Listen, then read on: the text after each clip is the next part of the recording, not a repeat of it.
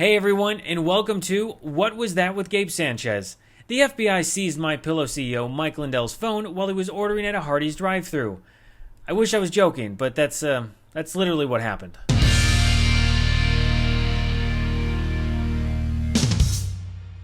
Before I start, I just want to point out what I think might be the funniest and dumbest thing that Mike Lindell did after getting his phone seized. He shared the search warrant on his show, but also accidentally shared the last 4 digits of his social security number. Lucky for him, no one wants to steal this Trump sycophant's identity. So when Trump heard the news of Lindell's phone being seized, he went straight to Truth Social. Trump said that the pillow guy Mike Lindell was raided, we live in a weaponized police state, and we have rigged elections. There's a couple problems with that narrative. For starters, it's hard for Mike Lindell to be raided when he was literally standing outside in a drive-thru. I mean, what was the FBI going to raid? The air around him? Also, Mike Lindell handed his phone to the FBI after being instructed to do so by an attorney. And then I got the lawyer yelling on the phone, just give him the phone.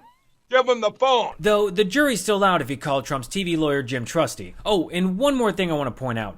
Republicans are the ones trying to weaponize law enforcement at polling locations in order to rig elections in their favor. Anyway, back to Mike Lindell. Let's hear him tell the story. And we go through a Hardee's drive-thru.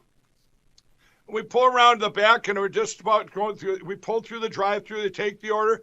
We pull up, and she says, pull ahead, because they had to make the order. Part of it wasn't done. Thank you for explaining how a drive-thru works. And a car comes perpendicular and parks like a little ways in front of us. And I've been around the block, and I said to my buddy, I said, that's either a bad guy or it's FBI. I said that straight up. Honestly, I was hoping the FBI would seize his phone while he wasn't wearing pants.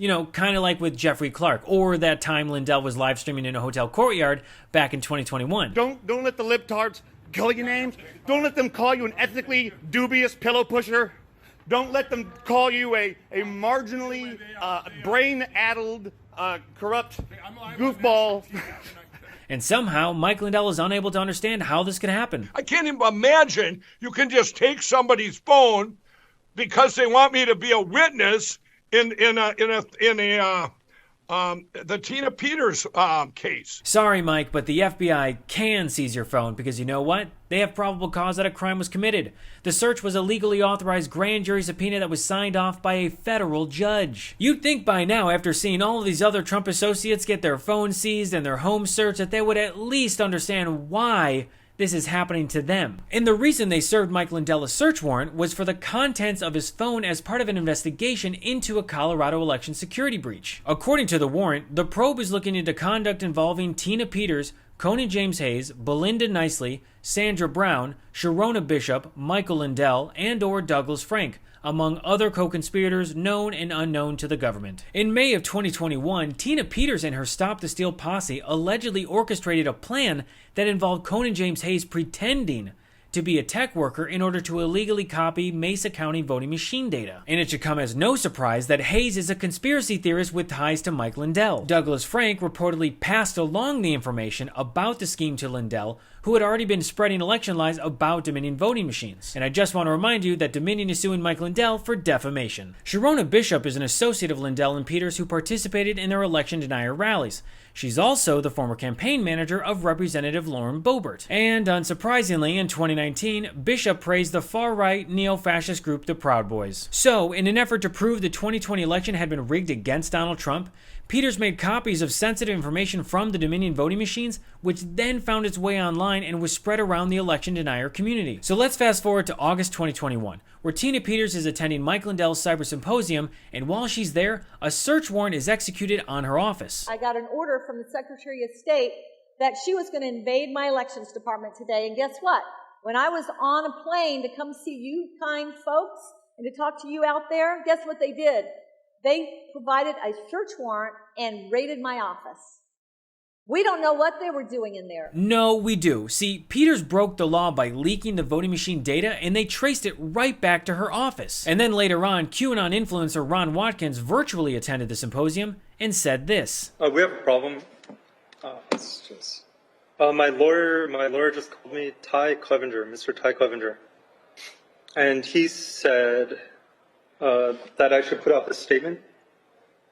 And I just learned that Conan James Hayes may have taken, without authorization, the actual hard drives from the Mesa County, or the Mesa, Colorado County Clerk, and he needs to produce those hard drives immediately and return them to the clerk. Wait, what was that? And he needs to produce those hard drives immediately and return them to the clerk. Somehow, the guy pushing far-right QAnon conspiracy theories is the only one making sense right now. Wow. That feels really weird to say. And then in November of 2021, the FBI searched 4 Colorado locations, 2 of which were Tina Peters and Sharona Bishop's homes. And now Peters has been charged with 3 misdemeanors and 7 felonies, including conspiracy to commit criminal impersonation and identity theft. Look, I'm no lawyer, but if you are facing 10 criminal charges, I would suggest that you find yourself a safe house or a relative close by.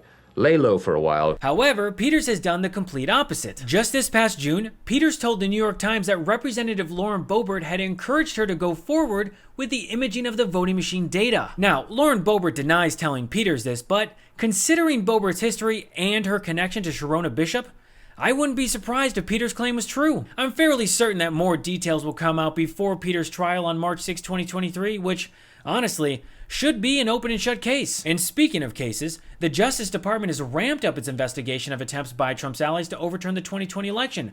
They've issued more than 40 subpoenas with a broad reach. One of the many subjects the subpoenas are seeking information about is evidence tending to show that there was fraud of any kind in or relating to the 2020 presidential election. So now, the Republicans who have been falsely accusing Democrats of committing election fraud are actually the ones being investigated by the DOJ for committing election fraud. And remember, folks, every Republican's accusation is a confession. Well, I'm Gabe Sanchez, and this has been What Was That?